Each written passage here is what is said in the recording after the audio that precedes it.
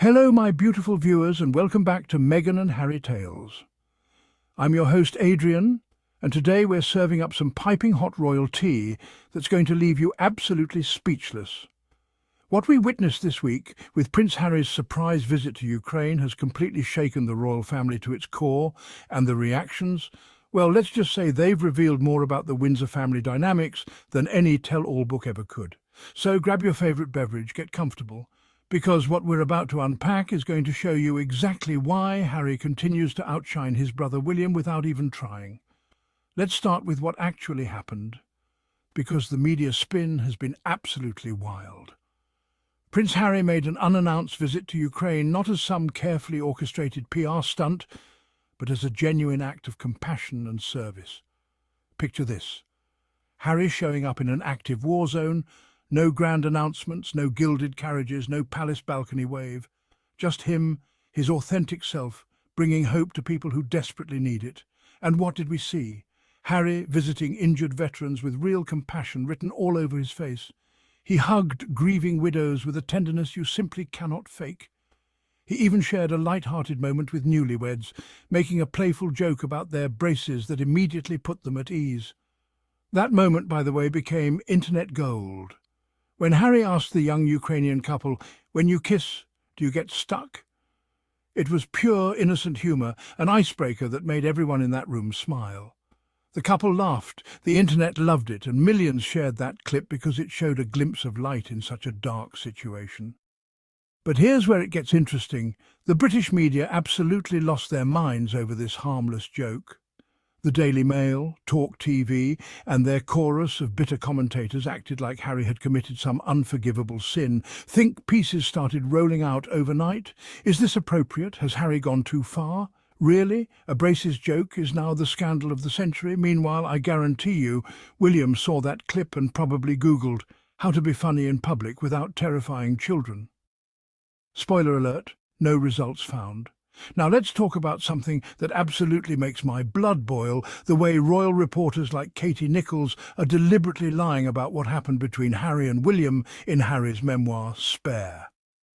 Nichols wrote that the brothers have come to physical blows, making it sound like both brothers were equally involved in some mutual fight. This is a complete and utter lie, and she knows it. Here's what actually happened according to Harry's own account. William physically attacked Harry. William struck Harry so hard that Harry fell to the ground and was cut on his back. William then goaded Harry to hit back, and Harry refused. There was no exchange of blows. Harry never once raised a hand to his brother. So when Nichols writes about them coming to physical blows, she's deliberately misrepresenting a physical attack to make the victim sound equally culpable as the attacker. This isn't journalism. This is propaganda designed to protect William's image. It's disgusting to see these royal reporters minimising what was essentially abuse, all to make William look better and less like the violent person he apparently is. They're literally rewriting history to protect the future king, and it's shameful. The fact that these reporters know the truth and choose to lie about it tells you everything you need to know about the royal rota system and how they operate. And now we get to the most predictable part of this entire saga, what I like to call William's envy tour. Every single time Harry does something impactful, William suddenly appears with some hastily arranged counter-event. It's become a royal tradition at this point, and honestly, it's embarrassing to watch. Harry visits Ukraine and helps wounded veterans. William gets spotted strolling through a garden.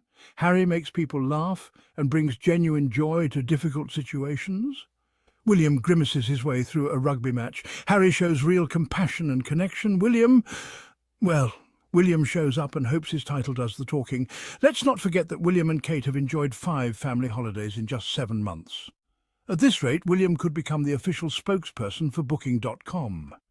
He's basically the unofficial ambassador for all-inclusive royal resorts. But here's what really gets me. While William is perfecting his serious royal face in the mirror, like an actor in a bad soap opera, Harry is out there, actually doing the work. Harry shows up where it matters. William shows off in places that barely register. The difference couldn't be clearer, and people aren't stupid. They recognise authenticity when they see it, and Harry has it in abundance. That's why Harry's Ukraine visit dominated global headlines, while William's press team was probably sending frantic emails, begging journalists to write something, anything positive about him. One brother inspires hope. The other inspires, well, yawns. The palace PR machine is running on absolute fumes right now, and it's showing badly. They're throwing everything at the wall to see what sticks, and frankly, nothing is working. One day they're parading King Charles's cancer diagnosis like it's some kind of Medal of Honor, painting him as this heroic figure. The next day they're whispering to friendly journalists that William is overwhelmed with responsibility, which is code for he can't handle the job.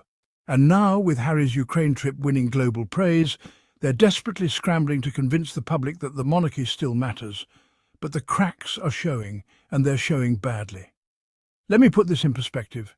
Queen Elizabeth faced cancer, too painful bone cancer at 96 years old, and she never once used it as a weapon for sympathy. She worked quietly, with dignity, until her last breath. Charles, on the other hand, has turned his illness into a campaign slogan, a tool for self-promotion that feels cheap and manipulative. People notice this stuff and they're not impressed. The dysfunction in that family is so obvious it's almost comical. Charles and William's relationship is described by palace insiders as formal and fraught, which is just a polite way of saying they can't stand each other unless staff are there to mediate. And yet, who do they attack? Not each other, not the broken system, but Harry, the one person actually doing the work they all pretend to care about. Let's talk about the real issue here, because this goes way deeper than just sibling rivalry. This is about William's lifelong jealousy of Harry, and how that jealousy has now festered to the point of no return. William grew up thinking he was superior, the blonde golden boy, the heir, while Harry was just the spare, to be used and dumped on when convenient. But what William's stunted mind couldn't grasp is that Harry made the choice to better himself. Harry didn't see his title as the end-all, be all of his existence. He learned to take care of himself from a young age. He met Meghan, did the hard work in therapy, and broke generational trauma patterns. He grew as a person. William can't comprehend that the accident of being born first isn't enough. He can't forgive Harry for living the life William thinks he deserves just by virtue of existing, and that's his fundamental problem. Harry has Diana's charisma, her ability to connect with people, her natural warmth and compassion. These aren't things you can learn from a protocol handbook or practice in front of a mirror. You either have it or you don't, and William clearly doesn't have it, which drives him absolutely wild with jealousy. Here's the beautiful irony in all of this.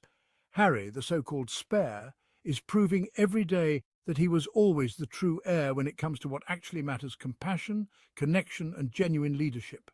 While William shows up and scowls, making people ask, is he okay? Harry shows up and makes people feel hope. While the palace pushes out the one royal who still inspires people, they're left with, well, what exactly? The monarchy looks shakier by the day because they got rid of their best asset out of petty jealousy and spite. And Harry? He's out there changing lives, bringing light to dark places and showing the world what real royalty looks like. The comparison is brutal, and the palace knows it. That's why they're so desperate, so frantic, so obviously threatened by everything Harry does. Thanks for joining me today on Meghan and Harry Tales. Hit that subscribe button if you want more royal tea, and let me know in the comments what you think about this whole situation. Until next time, keep questioning the narrative, and I'll see you soon.